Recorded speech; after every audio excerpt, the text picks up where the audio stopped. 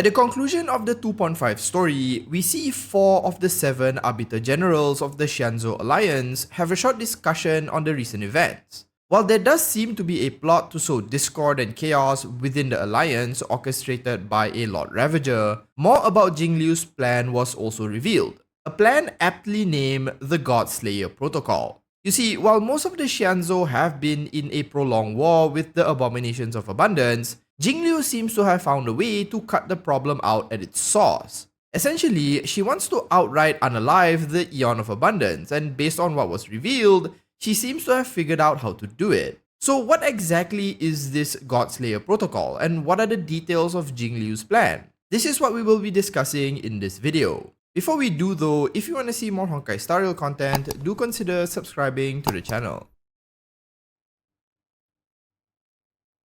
For what it's worth, we don't really know what this plan actually entails. Everything past this point will just be a discussion on what possibilities exist based on the things we currently know. I can't say for sure if any of these ideas will turn out to be true or not, but either way, we are still going to speculate on it because that's just what we do here. Also, as you might have guessed, I'll be spoiling the ending of the 2.5 story in more detail, so if you haven't cleared the story just yet, probably do that first. With disclaimers out of the way, let's talk about this plan Jingliu has. For a while now, the Xianzhou Alliance has been in a protracted war with the denizens of abundance. While they were once followers of Luocha themselves, the Xianzhou Alliance has since switched sides to now follow Lan, the Aeon of the Hunt. They did this because of the devastation the abundance caused to their civilization. Basically, the Alliance experienced overpopulation, starvation, and the loss of control due to Marashtra, while they were associated with Luocha. There's a lot more related to this past, but this short explanation should be more than sufficient for now. At the end of the 2.5 story, Yao Guang, the seer strategist, one of the 7 arbiter generals, presents the results of her interrogation to the other generals. She reveals that the Stellaron stuff Jingliu claimed to be responsible for was all fake and was done only to get an audience with the marshal of the Xianzhou Alliance. The purpose of this meeting was so that Jingliu could present the Godslayer protocol, a strategy she believes can rid them of the Plague Author once and for all. This plan revolves around the coffin Luocha carries, which was revealed to contain the remnants of the propagation, more specifically, a fragment of their Aeon's divine body. The fragment would serve as the final nail sealing the fate of Luocha and securing their doom. Before they can reach this point, however, a battle would be inevitable, and a large army would be required, and this is why Jingliu is supposedly looking to get the backing of the alliance, among other allies. The plan also revolves around Ruan in some way, as mentioned by the seer strategist. We then see a few short texts which indicates that Ruan has arrived on the Luofu along with Ting Yun. The chapter, aptly titled A Fugue from Beyond, then ends. Now, from this, we clearly know that Jingliu is looking to rid the universe of Luocha and the abundance. I mean, we knew this was what she wanted way back in 1.4, but what exactly are the details here? Is she looking to use overwhelming force or perhaps trick the other Aeons into destroying Luocha? The most straightforward answer I can think of is to take what Yao Guang mentions at face value.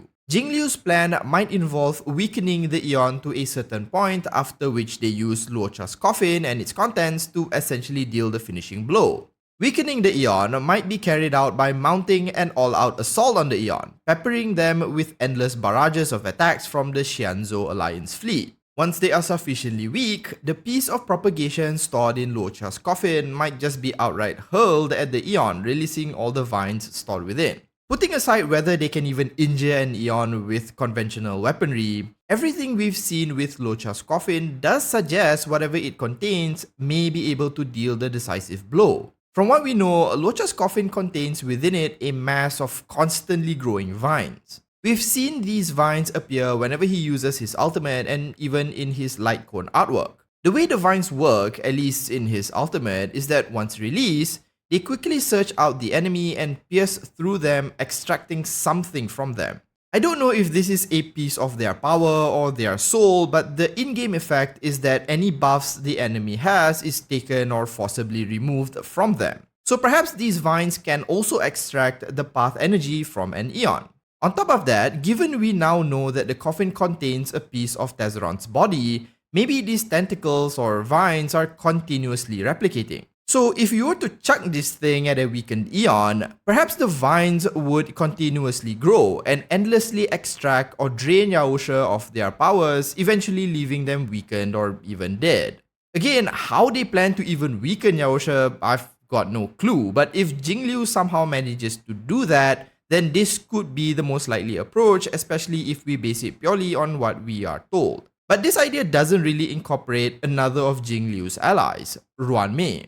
Yao Guang mentions that battling the gods necessitates a larger alliance, and outside of the Xianzhou alliance, it seems Jingliu has also reached out to others as well, one of them implied to be Ruan Mei. So where does Ruan Mei fit into all of this? This is where the ideas get a little weird, so you have been thoroughly warned. If Jingliu is looking to amass a large army, why not recreate one of the most devastating armies to ever exist in Star Rail, the Swarm of the Propagation? Perhaps Ruan Mei's involvement is related to replicating more of the Swarm, only this time being under the control of this Jingliu, Luocha, Ruan Mei group.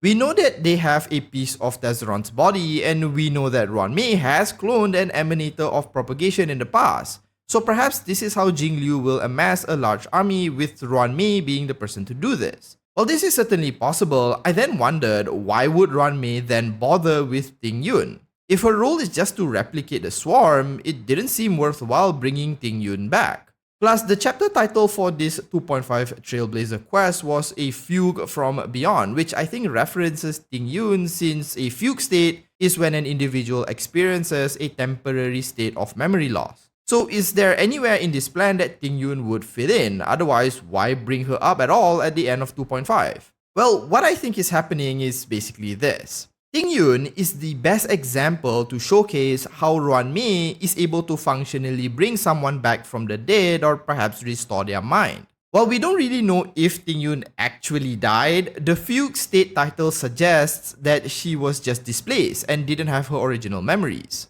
Ruan Mei appearing at this moment with the once lost Ting Yun having restored her memories, since Ting Yun does remember her name and role, is a strong point in showing her capabilities and proving them to the Xianzhou High Council. So Ting Yun could just be a proof of concept. But a proof of concept for what? Well, what if Ruan Mei is not only trying to replicate the swarm but also bring back its aeon? We know from Kafka that to kill an aeon, you need another aeon. So perhaps Jingliu, Luocha, and Ruan Mei are looking to revive the once dead aeon of propagation, but this time to have them under their control. In this way, they would have an aeon that can infinitely generate an army, as well as an aeon that can deal the killing blow. This is a win-win for practically everyone involved.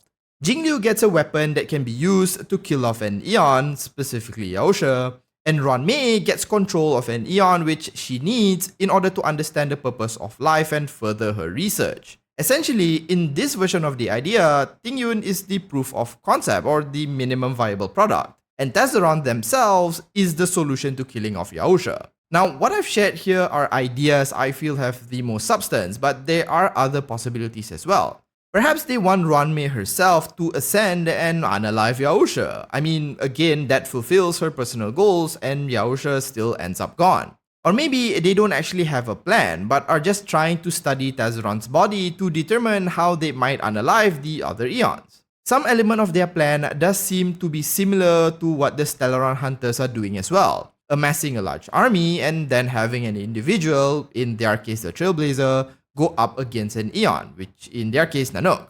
So having Ruan Mei or perhaps Jingliu ascend isn't totally out of the question either, despite how crazy it might sound, since this might be what the hunters are doing as well. Of course, most of these, as I mentioned at the start, is just pure speculation, and they aren't without their own problems. We don't know how they will control these aeons given the Primal Mobile exists, and if the rest of the aeons, or the rest of the universe for that matter, would just keep quiet about it if the swarm was brought back. I don't know how things might unfold, and these are just theories at best, so take them with a giant bucket of salt. There could be other things at play here as well that we aren't fully aware of, and as the story unfolds, this theory might inevitably get debunked. Either way, do you think any of these ideas are plausible, or do you have an alternative theory altogether? What do you think the Godslayer protocol is? Share your thoughts in the comments. If you found the video entertaining, do consider liking and subscribing to the channel. Thanks so much for watching, and as usual, have a nice day.